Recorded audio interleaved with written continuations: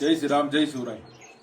आज आम्ही या भागातून प्रवास करत असताना आपल्या श्रीरामपूर जवळच नेवासा तालुक्यामधलं हे खेडले परमानंद गाव शिवछत्रपतींचा पदस्पर्श झालेलं हे गाव. त्याचं कारण असं की छत्रपती शिवाजी महाराजांच्या हयातीत जो ग्रंथ लिहिला गेला का ज्याला सर्वात जास्त प्रमाण मानलं जातं शिव इतिहासामध्ये, तर तो म्हणजे शिवभारत हा ग्रंथ ज्या गोविंद परमानंद नेवासकर यांनी लिहिला.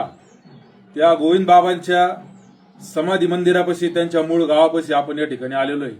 आणि इथं तुम्ही पाहत असाल तर हे समाधीचं मंदिर आहे बाबांचं. हे समाधीचं मंदिर आहे, गोविंद बाबाची तर समाधी आणि इथं बाकीच्या त्यांच्या शिष्यमंडळींची समाधी.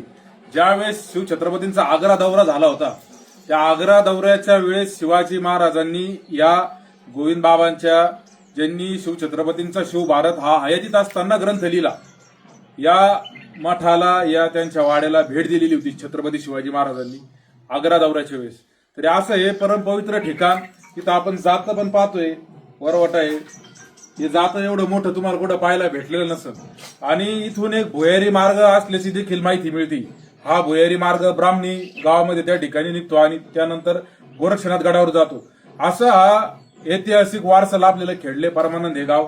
शिवभक्तांनी इथं त्या ठिकाणी आलं पाहिजे, भेट दिली पाहिजे. जय शिवराय, हर हर महादेव.